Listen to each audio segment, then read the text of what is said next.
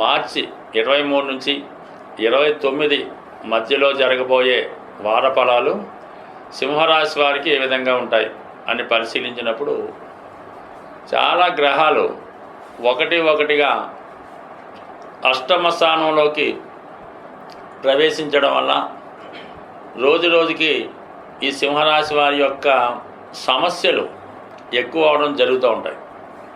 అయితే ప్రతిదీ ఒక చిక్కుముడిగా కనబడుతుంటుంది. ప్రతి సమస్య ఏదో విధంగా సాల్వ్ చేయాలనే తపన కూడా కలుగుతూ ఉంటుంది. ఇది చాలా అసహనానికి ఇబ్బందికి కూడా కారణం అవుతూ ఉంటుంది. అయితే కొన్ని సందర్భాల్లో ఈ రాశిలో ఉన్నటువంటి స్త్రీలకి చాలా మంచి ఫలితాలు వచ్చే అవకాశం ఉంది. ముఖ్యంగా శుక్రుడు దశమాధిపతిగా ఉన్నటువంటి శుక్రుడు అష్టమ స్థానంలో ఉచ్చులోకి రావడం వల్ల అనూహ్యంగా మీకు వృత్తిలో డబల్ ప్రమోషన్ లాంటిది రావడం జరుగుతూ ఉంటుంది. అలాగే మీ యొక్క బాధ్యతలతో పాటు మీ యొక్క ఆదాయం, గౌరవం, గుర్తింపు కూడా పెరిగే అవకాశం ఉన్నది. అలాగే ఈ రాశిలో ఉన్నటువంటి వారు ఏదైనా ఒక పరిశోధనా రంగంలో కానీ డాక్టరేటు, పిహెచ్డి లాంటివి సాధించాలనే మీ ప్రయత్నం చాలా వరకు నెరవేరే అవకాశం ఉంది. ఇంతకాలంగా మరుగుడ పడిపోయినటువంటి, బయటికి రానటువంటి మీ యొక్క విద్య ఒకేసారి గుర్తింపు రావడం జరుగుతూ ఉంటుంది. అంటే గుర్తింపు ఏ విధంగా ఉంటుంది? ఏదైనా ఒక పిహెచ్డియో, ఒక డాక్టరేటో రావడం వల్ల కానీ, లేదా మీరు ఇప్పుడు ఉన్నటువంటి ఎగ్జామ్స్లో రాస్తున్నటువంటి ఎగ్జామ్స్లో మంచి ఫలితం రావడం వల్ల ఒకేసారి అందరూ ఆశ్చర్యపోయే విధంగా మీ యొక్క తెలివితేటలు చాలా వరకు బయటకు వస్తాయి.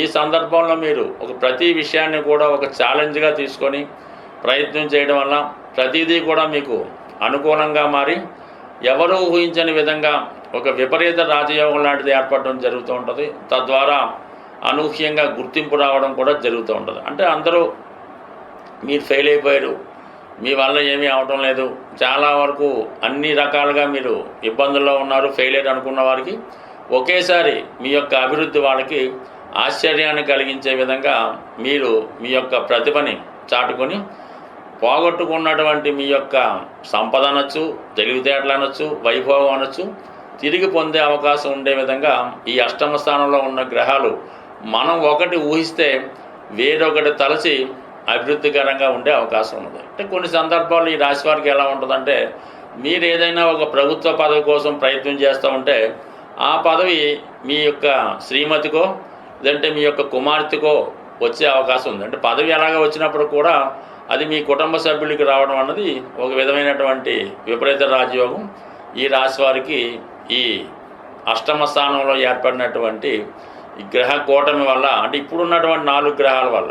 రేపు మళ్ళీ సాటర్న్ ప్రవేశించాక మొత్తం సీన్ మారిపోతూ ఉంటుంది. అప్పుడు వేరే విధంగా ఉన్న పదవికి ఇబ్బంది కలగడం కానీ, తప్పనిసరి పరిస్థితుల్లో ఉన్న పదవికి రాజీనామా చేయడం కానీ, మానివేయడం కానీ అప్పుడు అవి జరగవచ్చు. కానీ ఇప్పుడు ఈ విధంగా జరిగే అవకాశం ఉంది. బట్ ఏదైనా మీ కుజుడు 11వ స్థానంలో ఉండడం వల్ల మీ యొక్క ఆత్మవిశ్వాసంతో, మీ యొక్క రక్త సంబంధీకుల సహకారంతో కంప్లీట్గా ఏ విషయాన్నైనా మీకు పాజిటివ్గా మార్చుకునే అవకాశం ఉంది.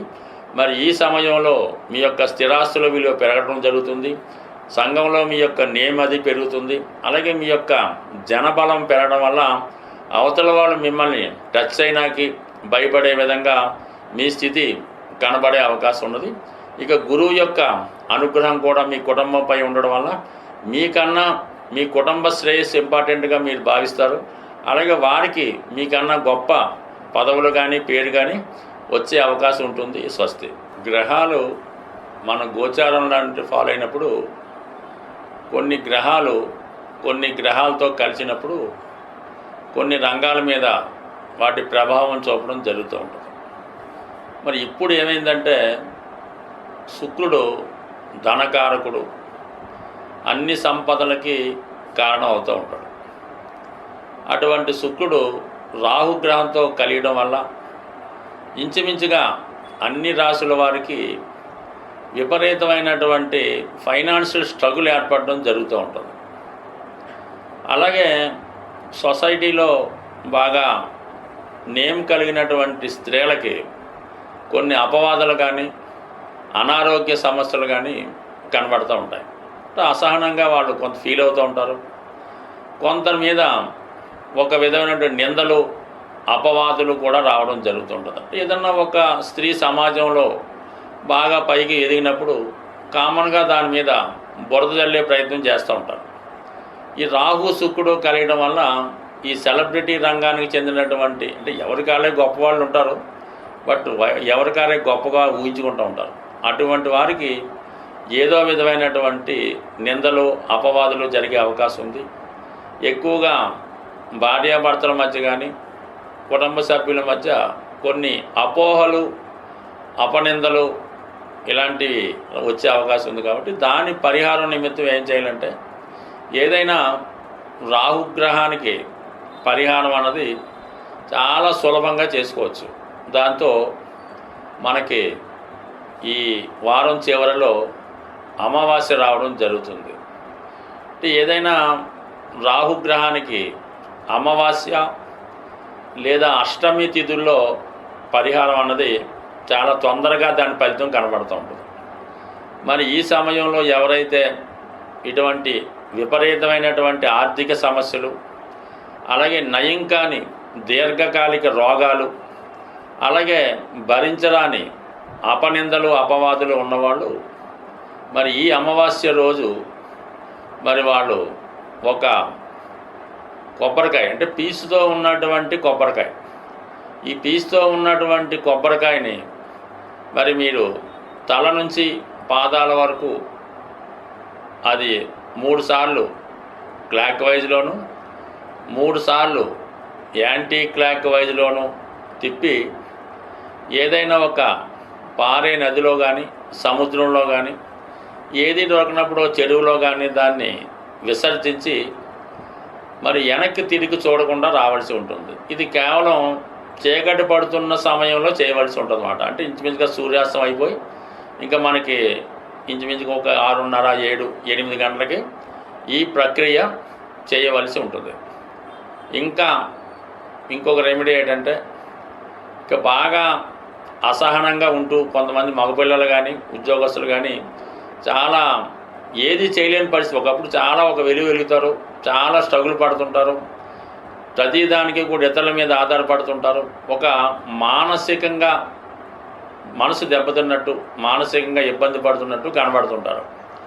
అటువంటి వారికి బూడిద గుమ్మడికాయ తీసుకొని ఇదే అమావాస్య రోజు ఈ సంధ్యా సమయం సాయంకాల సమయంలో మీ కుటుంబంలో పెద్దవారు కానీ లేదా ఎవరైనా కొద్దిగా అనుభవంగా పెద్దగా ఉన్నవాళ్ళు ఈ అబ్బాయిని ఈ బూడిద గుమ్మడికాయతో దిష్టి తీయవలసి ఉంటుంది.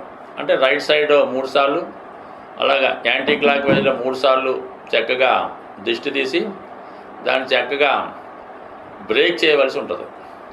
బ్రేక్ చేసి ఎవరింటికి రావడం జరుగుతుంది.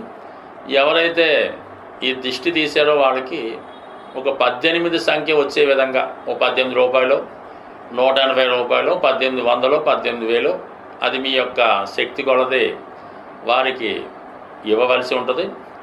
మీరు చక్కగా ఇంటికి రావాల్సి ఉంటుంది.